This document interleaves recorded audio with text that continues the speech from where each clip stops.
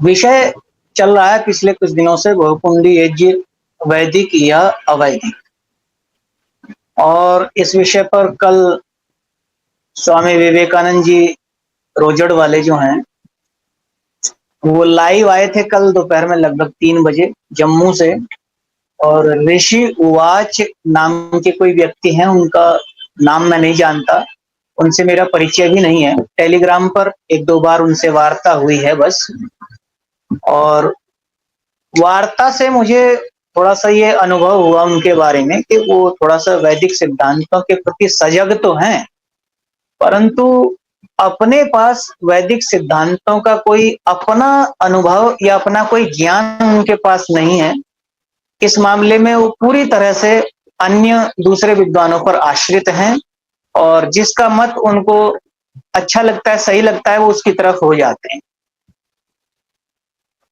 ये कहानी आज से नहीं चल रही है, बहुत पहले से चल रही है। और मैं कई बार विद्वानों से इस बारे में प्रश्नोत्तर कर चुका हूं। तो प्रश्नोत्तर के बाद में अधिकतर विद्वानों का मेरे प्रति यही कहना होता है कि बात तो आपकी ठीक है, लेकिन ये जो थोड़े से आर्य समाजी बचे हैं, यदि आपकी बात को हम लेकर के आगे बढ़ेंगे तो इनका संगठन भी टूट जाएगा, ये भी संगठन बिखर जाएगा। तो इस वजह से जैसा चल रहा है इसको चलने दीजिए। मैंने कहा भाई, संगठन बनाए रखने के लिए सिद्धांतों की बलि दे देना कहां तक उचित है? हमारे लिए सिद्धांत पहले है, संगठन बाद में।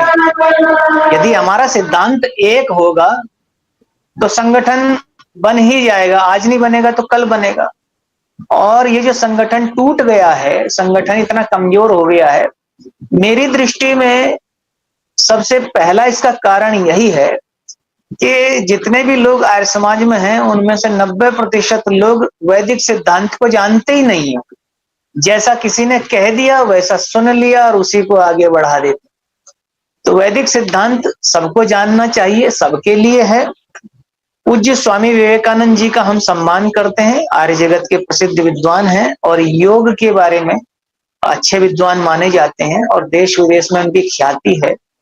योग सिखाने के लिए, योग पर प्रवचन देने के लिए देश विदेश में जाते हैं, उनकी पहचान है। अब आते हैं विषय पर। स्वामी जी ने अपने इस वीडियो में 2:40 पर एक बात कही है। उन्होंने प्रतिपक्ष की वार्ता को धोखाधड़ी और बेईमानी बताया है और कहा है कि वाद करें, जल्प ना करें।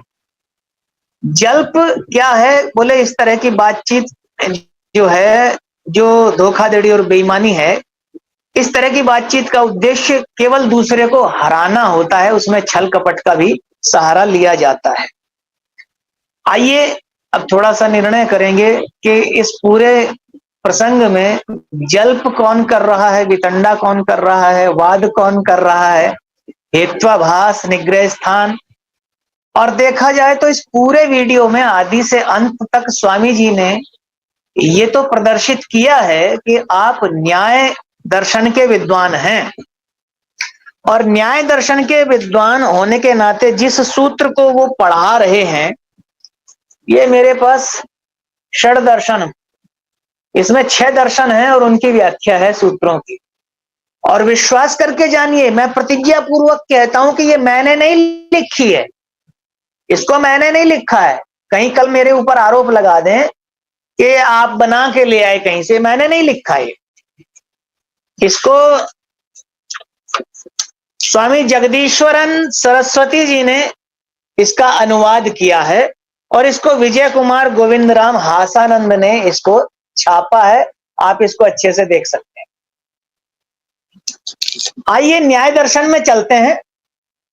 अभी दिसंबर महीने में हमको एक विलक्षण प्रतिभा का दर्शन प्राप्त हुआ। वो भी बार बार निग्रह स्थान में चले गए, निग्रह स्थान में चले गए, ऐसा बोल रहे थे। न्याय दर्शन जो कि महर्षि गौतम ने लिखा है, इसके प्रथम अध्याय का सबसे पहला सूत्र,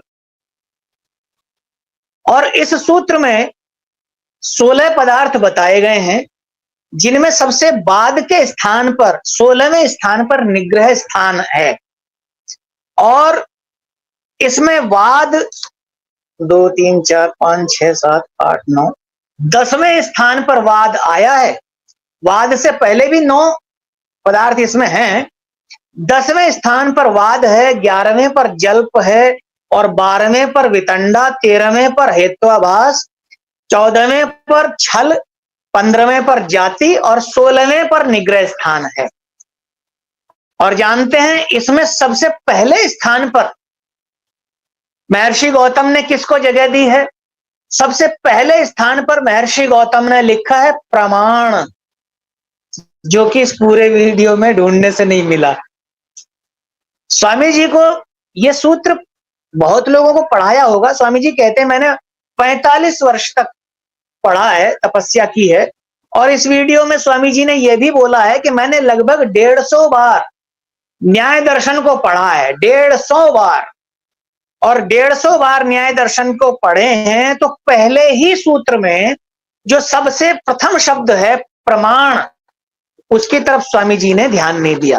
अब 150 बार आपने न्याय दर्शन को पढ़ा है, तो न्याय दर्शन में जो मुख्य प्रतिपाद्य विषय है, पूरे न्याय दर्शन का जो मुख्य प्रतिपाद्य विषय महर्षि गौतम ने रखा है, वो विषय ही प्रमाण है। पूरे न्याय दर्शन का मुख्य प्रतिपाद्य विषय प्रमाण ही है। आपको पहले प्रमाण देना चाहिए। और प्रमेय, प्रमेय क्या है?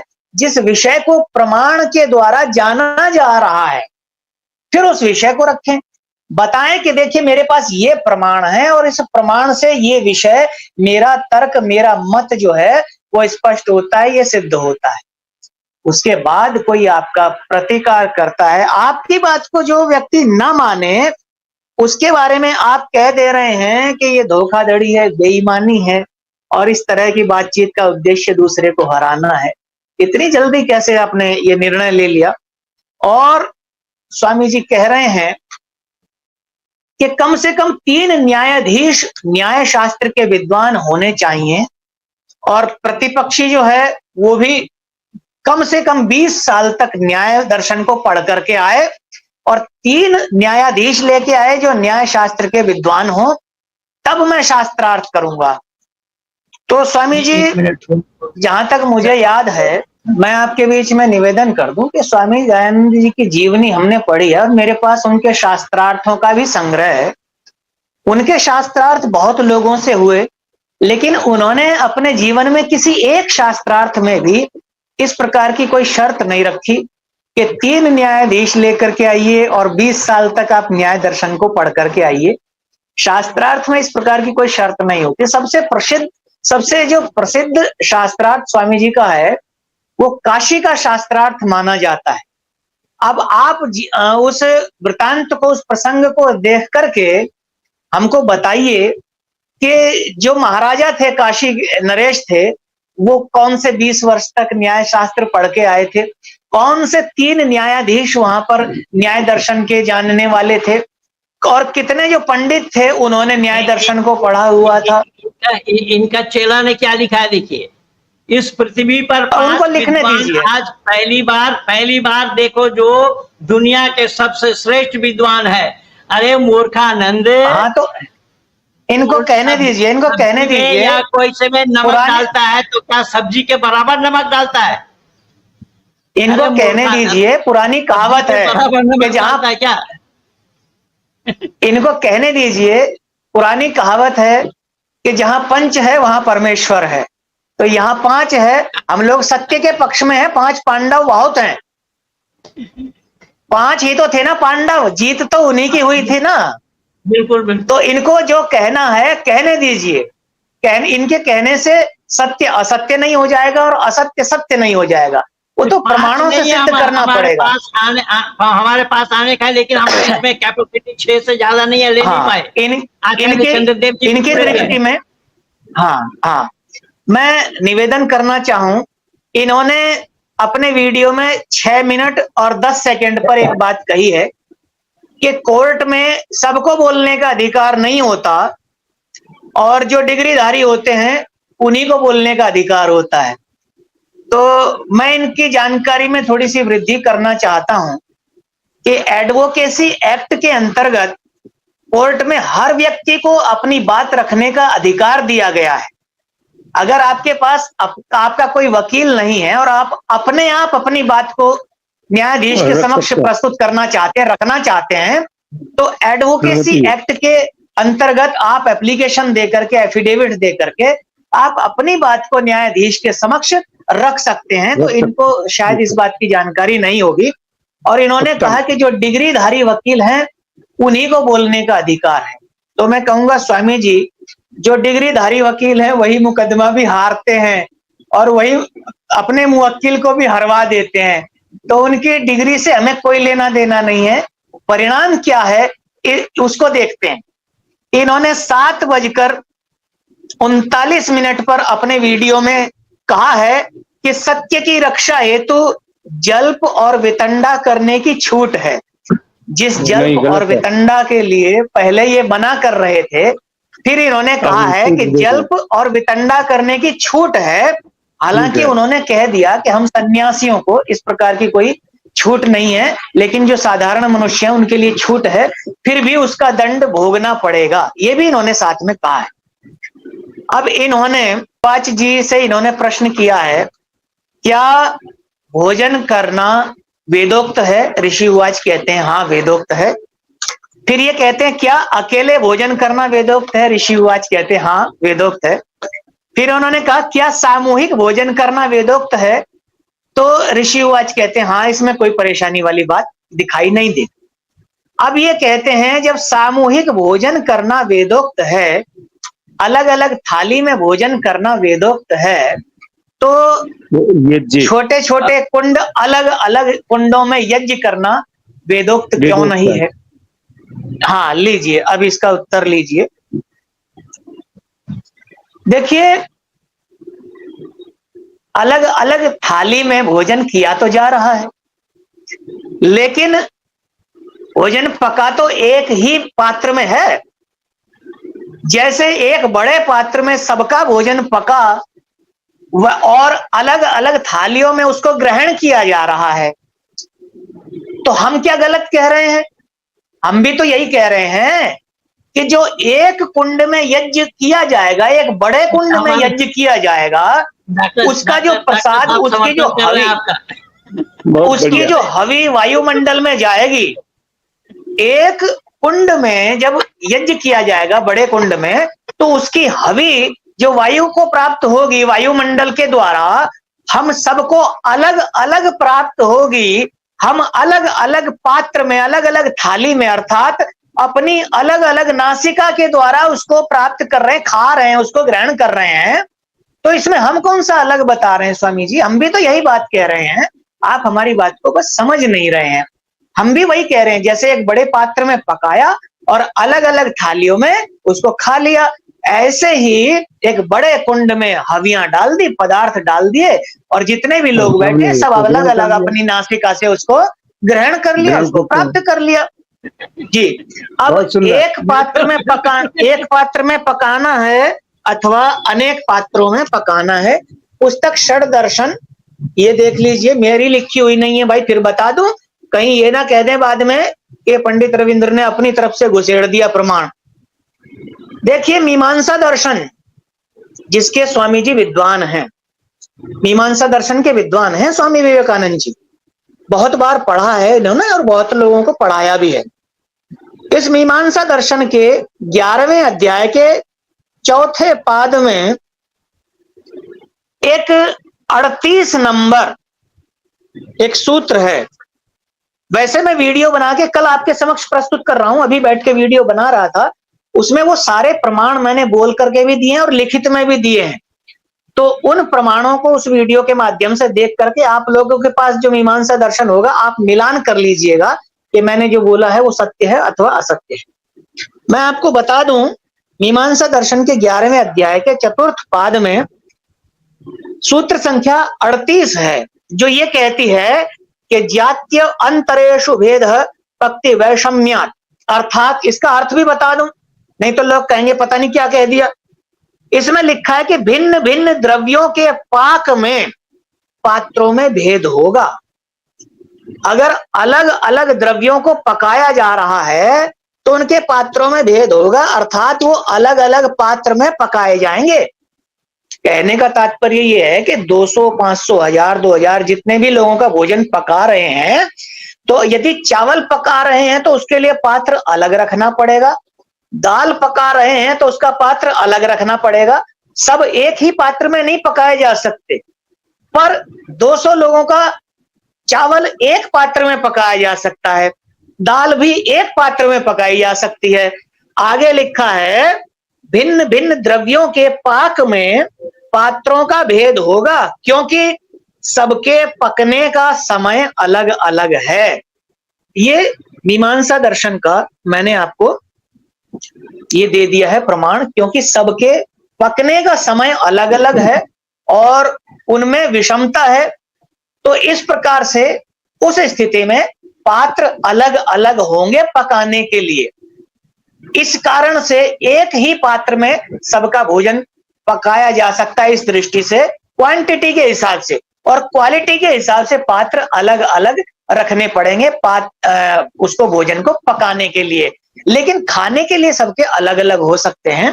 अब मैं आपको एक प्रमाण दूसरा दे रहा हूं, जो इन्होंने कहा है कि बहुत सारी वेदियां बनानी चाहिए। आपने देखा होगा कि किसी भी ऋषिकृत ग्रंथ में इस प्रकार का विधान नहीं है। इन्होंने शाला कर्म का विधान दिया, उसका भी मैं प्रमाण सहित इनको उत्तर दूंगा स्वामी जी को। हम सम्मान करते हैं उनका, क्योंकि स्वामी जी विद्वान है, वो सब जानते हैं। तो मैं आपके बीच में मीमांसा दर्शन के 12वें अध्याय का प्रथम पाद है और इसका 9वां सूत्र है, सूत्र संख्या 9। इसका प्रमाण आपके समक्ष रख रहा हूं। अकर्म वाकृत दूषा स्यात्। सूत्र कहता है अलग वेदी नहीं बनवानी चाहिए। जिस वेदी में यज्ञ कर रहे हैं उससे कोई अलग वेदी नहीं बनवानी चाहिए। शाला कर्म से जोड़ करके भी इसको देखा जा सकता है। अलग वेदी बनवाने से सौरिक वेदी दूषित हो जाएगी। जो वेदी प्रधान होम के लिए आपने बनाई है, मुख्य कर्म के लिए बनाई है, उससे अलग वेदी यदि बनाई जाएगी तो क्या होगा कि सौरिक वेदी दूषित हो जाएगी। ये मीमांसा दर्शन के 12वें अध्याय में प्रथम पाद के सूत्र संख्या 9 का अर्थ लिखा है। अब स्वामी जी आगे कहते हैं, टंकारा के 200 कुंडीय का किसी ने विरोध नहीं किया। सार्वदेशिक सभा के 2018 के सम्मेलन में 10,000 कुंडों पर यज्ञ का विरोध नहीं किया। अर्थात जब दूसरे चोरों को नहीं पकड़ते तो मुझे क्यों कहते हो भाई। तो स्वामी जी ने ये बोला नहीं है, लेकिन नहीं स्वामी जी ने ये बोला नहीं है बाद वाली लाइन, लेकिन इनका कहने का अभिप्राय यही है कि जब दूसरों ने इतने सारे किए हैं, उनका विरोध नहीं किया तो मेरा विरोध क्यों कर रहे हो। स्वामी जी का मानना यह है कि लोग जो सत्य असत्य को जानना चाहते हैं, जो आर्य समाज के चौथे नियम का पालन करना चाहते हैं, वो लोग जो हैं वो स्वामी जी से जलते हैं। स्वामी जी से जलते हैं, उनका ऐसा मानना है और उन्होंने बोला भी है कि इसका मतलब ये लोग हमसे जलते हैं और ये बहुकुंडीय यज्ञ का नहीं बल्कि बहुकुंडीय के बहाने मेरा विरोध कर रहे हैं। तो स्वामी जी हमें आपका विरोध करने की क्या आवश्यकता है। हम तो असत्य का विरोध करते हैं, हम तो पाखंड का विरोध करते हैं। हमारा आपसे कोई व्यक्तिगत द्वेष थोड़ा ही है, हम तो बल्कि आपका सम्मान करते हैं। यदि आप स्वामी दयानंद के मार्ग को आगे बढ़ाएं तो आपको तो हम अपने हृदय में स्थान देते हैं। विद्वानों के लिए तो हम अपने हृदय में स्थान देते हैं, लेकिन कोई विद्वान इस प्रकार के कृत्य और वेद से विरुद्ध प्रसंग में अपनी सहमति और अपना समर्थन दे तो इतना तो अधिकार हमारा बनता है कि हम आपसे प्रमाण तो मांग ही सकते हैं। हमने आपका विरोध नहीं किया, हमने मात्र प्रमाण की मांग की है और मुझे लगता है इतना तो कोई बड़ा अपराध भी नहीं, तो आपको प्रमाण देने चाहिए। आगे स्वामी जी कहते हैं कि राम लक्ष्मण भरत शत्रुघ्न 4 भाइयों का विवाह बहुकुंडीय सिद्ध होता है, और इससे उनका बहुकुंडीय सामूहिक विवाह हुआ था। इससे जब सामूहिक विवाह हो सकता है तो सामूहिक यज्ञ क्यों नहीं हो सकता है? तो स्वामी जी, मैं अपने वीडियो में हालांकि उस चीज को स्पष्ट कर रहा हूं, बहुकुंडीय और सामूहिक ये दोनों अलग चीजें हैं। बहुकुंडीय नाम को आपने ले तो लिया, पर आपने जाना ही नहीं कि बहुकुंडीय कहते किसको हैं। बहुकुंडीय यज्ञ का प्रमाण आप नहीं दे पाए, पर हम देंगे। हम दे रहे हैं प्रमाण, सुनिए। और बहुकुंडीय क्या होता है उसको समझिए।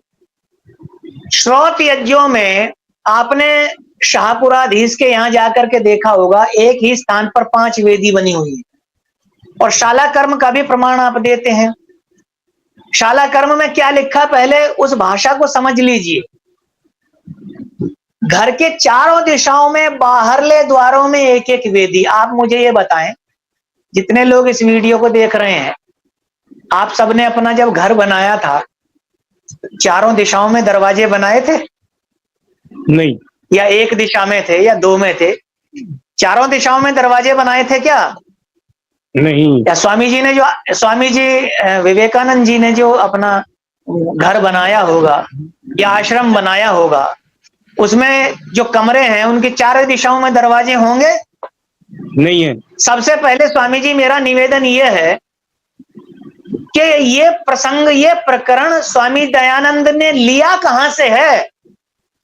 ये शाला कर्म का जो प्रकरण है, इसको लिया कहां से है स्वामी जी ने? उसके प्रमाण इकट्ठा कीजिए। और जब वहां से प्रमाणित हो जाए कि हाँ, चारों दिशाओं में घर में 4 दरवाजे बनाने चाहिए, उन चारों दरवाजों में एक एक यज्ञ वेदी बनानी चाहिए और एक घर के मध्य में बनानी चाहिए। मैं मीमांसा दर्शन का आपको प्रमाण दे चुका हूं, जहां लिखा है एक वेदी छोड़कर दूसरी नहीं बनानी चाहिए।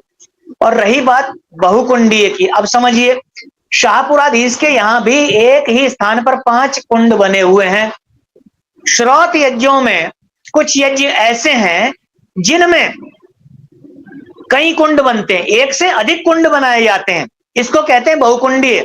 जब यजमान एक होता है और कुंड अनेक होते हैं, उसका मतलब होता है बहुकुंडीय।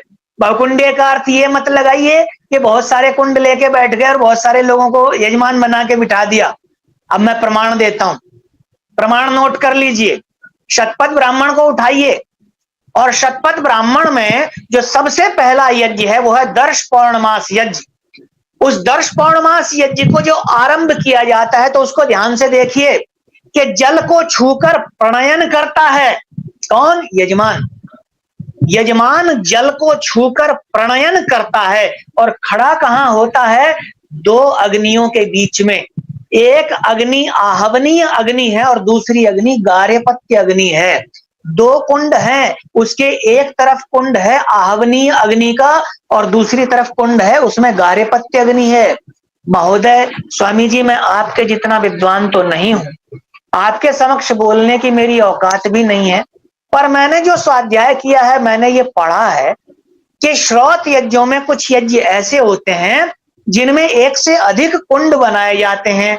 और उन कुंडों के बनाने का कारण यह है क्योंकि उनमें से हर कुंड में अलग अग्नि है, उस अग्नि का नाम भी अलग है, उसके मंत्र भी अलग हैं, उनमें डालने के द्रव्य भी अलग हैं।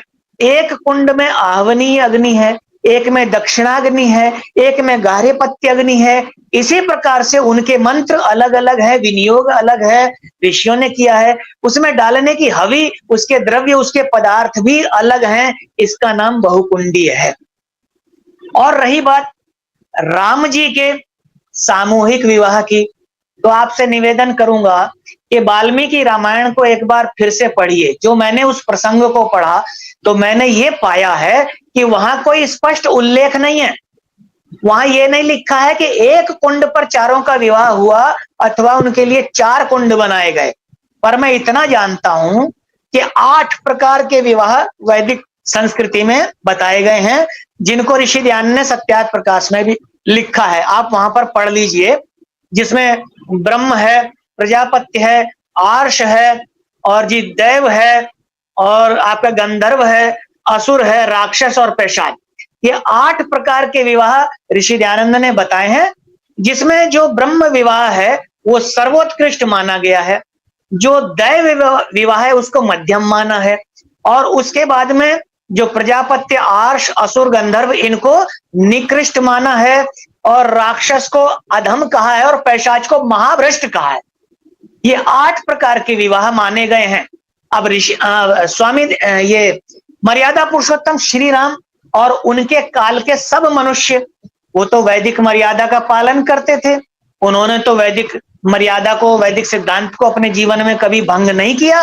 तो अब आप अंदाजा लगा लीजिए कि इनमें से कौन सा विवाह श्री राम और उनके भाइयों का हुआ था। वो ब्रह्म विवाह हुआ था, अथवा दैव हुआ, कि आर्ष हुआ, कि प्रजापति हुआ, कि गंधर्व हुआ, कि असुर हुआ, कि राक्षस हुआ, कि पैशाच हुआ। इनमें से कौन सा विवाह उनका हुआ था। जो ब्रह्म विवाह है उसमें तो ये कहा गया है कि पूर्ण ब्रह्मचर्य का पालन करते हुए जो विद्वान हैं, जो धर्मात्मा हैं, और परस्पर प्रसन्नता से वर और वधु ने एक दूसरे को पसंद किया, वर्ण किया, एक दूसरे का चयन किया, और तब उनका विवाह होना, यह है सर्वोत्कृष्ट, जिसको सबसे अच्छा ऋषि दयानंद ने कहा, यह है ब्रह्म विवाह। तो जैसा कि हम देखते हैं कि राम और सीता ने एक दूसरे को पसंद किया परस्पर प्रसन्नता पूर्वक, और दोनों विद्वान भी थे, ब्रह्मचर्य का पालन भी किया, और धार्मिक भी थे, दोनों के गुण कर्म स्वभाव एक जैसे थे। तो मेरी दृष्टि में दोनों का जो विवाह है वो ब्रह्म विवाह हुआ है। दूसरा विवाह कहा कि दैव विवाह क्या है, वहां पर ऋषि दयानंद कहते हैं कि यज्ञ कर्म को करते हुए जो हमारा जो दामाद है, जमाता है, जमाई है, उसको अलंकार आदि से युक्त कन्या को देना, ये दैव विवाह है। तो जब हम विवाह संस्कार करते हैं तो वहां पर कन्या का जो पिता है वो इसको पढ़ता है, वो कहता है अमुक गोत्रोत्पन्न माम अमुक नाम नेम अलम कृताम कन्या प्रतिगृणातु भवान, और वर कहता है ओम प्रतिगृणामि। तो वहां कह रहा है कि मैं अपनी शुभ गुणों से, सुवस्त्रों से, आभूषणों से सुभूषित अलंकृत कन्या को आपको दे रहा हूं। तो यदि इस बात को देखा जाए तो राम और सीता का विवाह जो है वो दैव विवाह की श्रेणी में आता है। तो इसी प्रकार से वो उनके विवाह के लक्षणों को आप देख लीजिए, और फिर ये देख लीजिए कि जो विवाह उनका हुआ था उस विवाह की विधि में एक मंडप बनाया जाता है अथवा 4 मंडप बनाए जाते हैं। तो इसका आप निराकरण कर लीजिए। प्रमाण के माध्यम से मैंने थोड़ी सी बात आपके बीच में रखी।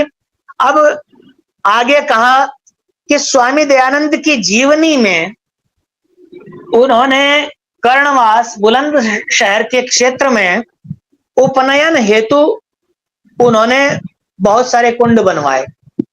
मेरे पास टेलीग्राम पर ऋषि उवाच ने ये मेरे को एक चित्र भेजा था, तो उसमें लिखा हुआ था, किसी ने अपना मतलब स्टेटमेंट दिया था कि जब स्वामी जी यहाँ पे आए थे तो यहाँ पर उसमें 8 लोगों का, 8 या 9 लोगों का वर्णन है कि 8 और 9 लोगों का हमारा उपनयन स्वामी जी ने कराया था। अब 8-9 लोगों का तो कराया था, लेकिन वहां पर यह भी लिखा हुआ है कि यज्ञ जो है 3 दिन तक चला था। तो 3 दिन तक उन 8-9 का, आप जितने विद्वान बैठे हैं और जो इस वीडियो को देख रहे हैं, आप सभी लोग जानते हैं कि उपनयन संस्कार कराने में 1 से 1.5 घंटा समय लगता है।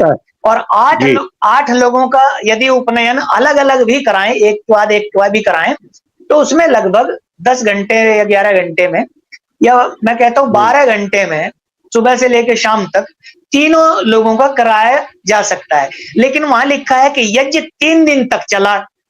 तो इससे सिद्ध होता है कि 3 दिन में ऋषि दयानंद ने एक के बाद एक करके, मतलब 2-3 लोगों का 1 दिन करा दिया, 2-3 का 1 दिन करा दिया, 2-3 का 1 दिन करा दिया, इस प्रकार से करा दिया।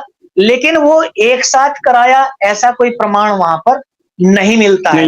रही बात जीवनी की, तो ऋषि दयानंद की जिस जीवनी का चित्र उन्होंने भेजा है, तो मैं कहता हूं पंडित लेखराम और बाबू देवेंद्रनाथ मुखोपाध्याय की जो जीवनी लिखी है, ऋषि का जीवन चरित्र, इन 2 को प्रमाणिक माना जाता है।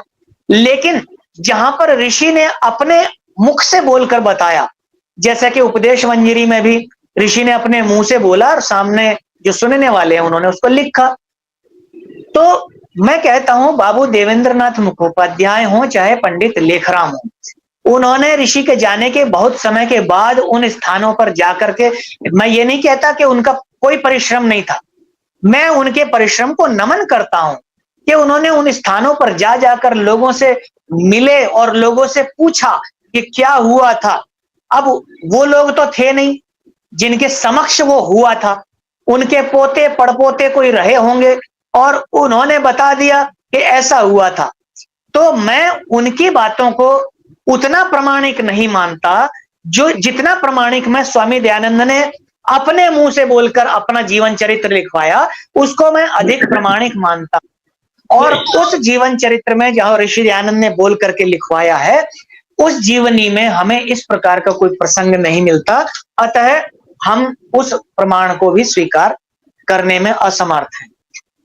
ऋषि, हाँ, स्वामी विवेकानंद जी इस वीडियो के 27 मिनट 25 सेकंड पर कह रहे हैं कि जो स्वामी जी ने विधान किया है, क्या बस उतना ही करना चाहिए, ऋषि से इधर उधर कुछ नहीं करना चाहिए?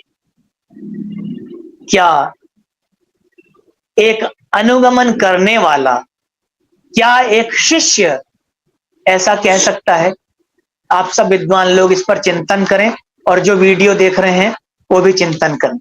मैं कहना चाहता हूं, एक व्यक्ति ने हमको हवाई जहाज उड़ाना सिखा दिया और हवाई जहाज की बुकलेट वहां पर रख दी। हम जितना सीखा था उसके अनुसार हमने उसका अक्षर से पालन किया और हम हवाई जहाज को उड़ा करके आकाश में ले गए।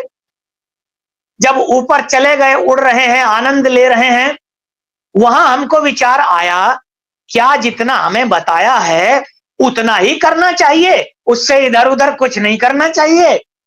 और हमने इधर उधर करने के चक्कर में एक आध गलत बटन दबा दिया और बिना कुछ जाने एक्सपेरिमेंट किया, तो इसका परिणाम क्या होगा? हम धड़ाम से नीचे पृथ्वी पर आकर के गिरेंगे, हवाई जहाज भी नष्ट हो जाएगा और हम भी नष्ट हो जाएंगे। तो जो लोग कहते हैं कि स्वामी जी ने जो विधान किया, क्या बस उतना ही करना चाहिए, ऋषि से इधर उधर कुछ नहीं करना चाहिए? हाँ भाई, कर लो। अगर आप ऋषि से भी आगे निकल गए, उनसे ज्यादा योग्यता आपकी हो गई है, या ऋषि के विधान में अगर आपको कुछ गलत दिखाई दे रहा है, जो पूर्व के ऋषियों ने कुछ और करने को लिखा और ऋषि दयानंद के विधान में कुछ और है, तो फिर आप उसमें जो है संशोधन कर सकते हैं बुद्धिपूर्वक और फिर आप उसको कर सकते हैं। इन्होंने कहा है कि कक्षा में अध्यापक सबको एक साथ पढ़ाता है, अलग अलग नहीं पढ़ाता। मैं पूछना चाहता हूं, ये जो अध्यापक का आप कह रहे हैं कि एक साथ पढ़ाता है, अलग अलग नहीं पढ़ाता, वास्तव में यदि इसको छात्र की दृष्टि से देखा जाए, यदि इसको छात्र की दृष्टि से देखा जाए, तो वो सबको अलग अलग ही पढ़ा रहा है। क्योंकि अगर छात्र का ध्यान इधर उधर नहीं है, तो उसको तो कक्षा में बस दो ही लोग दिखाई देंगे, एक तो स्वयं को देखेगा छात्र को, और दूसरा पढ़ाने वाले अध्यापक को देखेगा।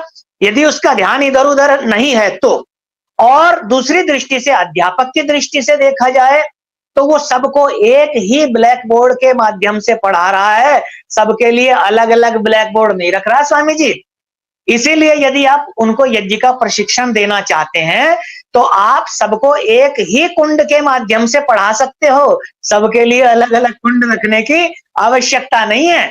आगे मैं आपको एक चीज और बताता हूं। आपने कहा कि मैं तो प्रशिक्षण दे रहा हूं, तो मैं आपसे पूछना चाहता हूं, आप यज्ञ कुंड की किस दिशा में बैठ करके प्रशिक्षण दे रहे हैं? दक्षिण में बैठे हैं तो आप पुरोहित हो गए, अध्यक्ष हो गए, ब्रह्मा हो गए। आप पूर्व में बैठे हैं तो उद्गाता हो गए। आप उत्तर में बैठे हैं तो अध्वर्यु हो गए।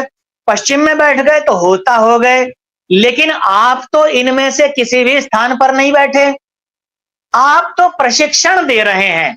मुझे बस इतना बताइए कि न तो आप ब्रह्मा हैं जो निर्देशन करता है, मार्गदर्शन करता है यज्ञ का, न तो आप उद्गाता है जो मंत्र पाठ करता है, न आप अध्वर्यु हैं जो यज्ञीय व्यवस्था को संचालित करता है, उसको अहिंसक बना के रखता है, न आप होता है जो यजमान की सहायता कर रहा है।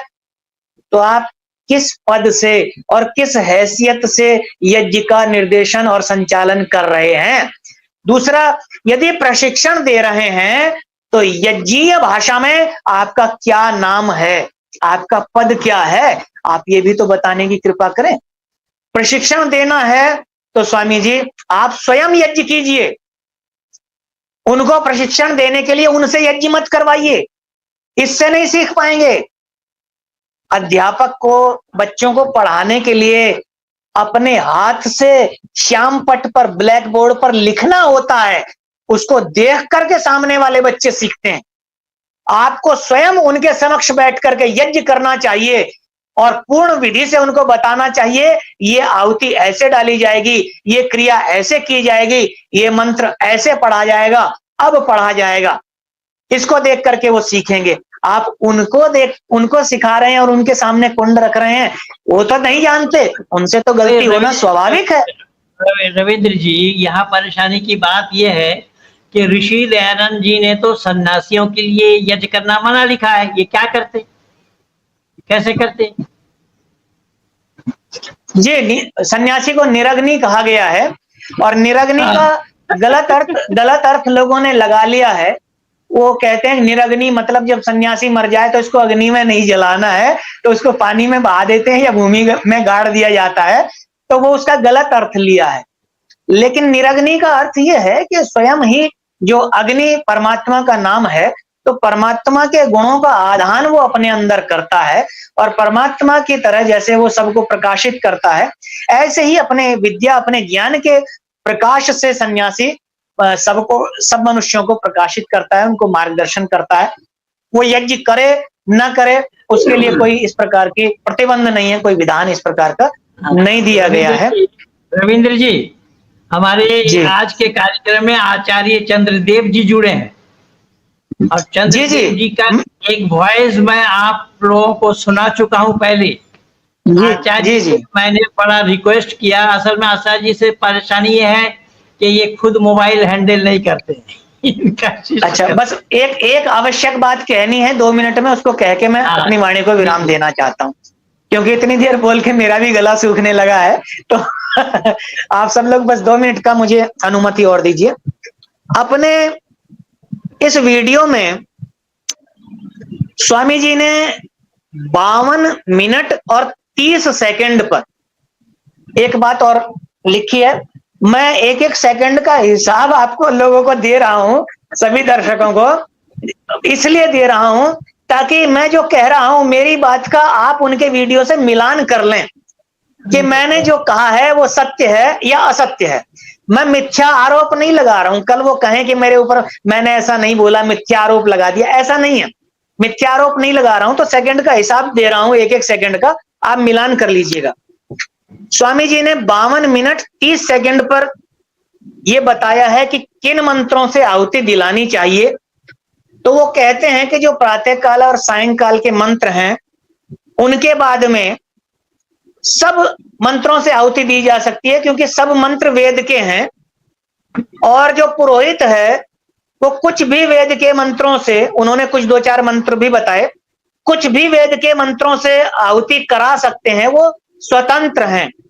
देखिए, जब बात स्वतंत्रता की आती है ना, तो मुझे रह रह करके आर्य समाज का 10वां नियम याद आता है। और 10वां नियम कहता है कि प्रत्येक सर्वहितकारी नियम पालने में सब परतंत्र रहें और हितकारी नियम पालने में सब स्वतंत्र रहें। तो अपने लिए जो हितकारी वो है देव यज्ञ, जिसको दैनिक यज्ञ कहते हैं। तो इसमें क्या है, आप स्वतंत्र हैं और वो स्वतंत्रता कहां तक है वो भी ऋषि ने दी है कि प्रातः काल सायंकाल के मंत्र जब पूरे हो जाएं तो इसके बाद गायत्री मंत्र, विश्वानी देव मंत्र के अंत में स्वाहा बोल करके जहां तक इच्छा हो होम करे, वहां तक दें। आप इस दृष्टि से तो स्वतंत्र हैं, परंतु दूसरी दृष्टि से परतंत्र हैं कि इनसे अलग। जैसे कि आप किसी नदी को पार करने के लिए पुल का प्रयोग करते हैं, तो आप इस किनारे से उस किनारे तक जाने के लिए स्वतंत्र हैं, चाहे धीरे धीरे जाओ, चाहे रेंगते हुए जाओ, चाहे दौड़ के जाओ। लेकिन जो दोनों तरफ मर्यादाएं हैं, जो रेलिंग है, उनसे इधर उधर जाने में आप परतंत्र हैं, उसके लिए स्वतंत्र नहीं है। और वो परतंत्रता कहती है सर्वहितकारी। ये जो सामाजिक यज्ञ आप करवा रहे हैं, सामूहिक है, तो ये सर्वहितकारी है। ये केवल हितकारी की श्रेणी में नहीं, ये सर्वहितकारी की श्रेणी में है। और सर्वहितकारी नियम पालने में सब परतंत्र रहें। आप भी स्वामी जी उसी में आते हैं। तो आप भी, मैं भी, हम सब परतंत्र हैं। जो सर्वहितकारी यज्ञ हैं, संस्कार आदि हैं, उसके लिए हमें ऋषियों की मर्यादा में परतंत्र रहना ही श्रेयस्कर है। उसी में हम सबका हित है। आप सभी का बहुत बहुत धन्यवाद, जिन्होंने हमारी टूटी फूटी वाणी को सुना। और हमारी औकात तो नहीं है स्वामी विवेकानंद जी के सामने बोलने की, क्योंकि मैंने न तो 45 वर्ष तक साधना की है, न 20 साल तक न्याय दर्शन को पढ़ा है। पर मैं जो भी थोड़ा बहुत पढ़ा हूं इन विद्वानों के आशीर्वाद से, वो मैं आपके समक्ष रखने का प्रयास करता हूं। और उद्देश्य बस यही होता है कि अपनी जो भी बात कहूं, प्रमाण के साथ कहूं, तर्क के साथ कहूं। बाकी प्रमाण और तर्क मैं अपने वीडियो में प्रस्तुत करूंगा, वो कल आप लोगों के समक्ष प्रस्तुत हो जाएगा। आप सबको सादर नमस्कार।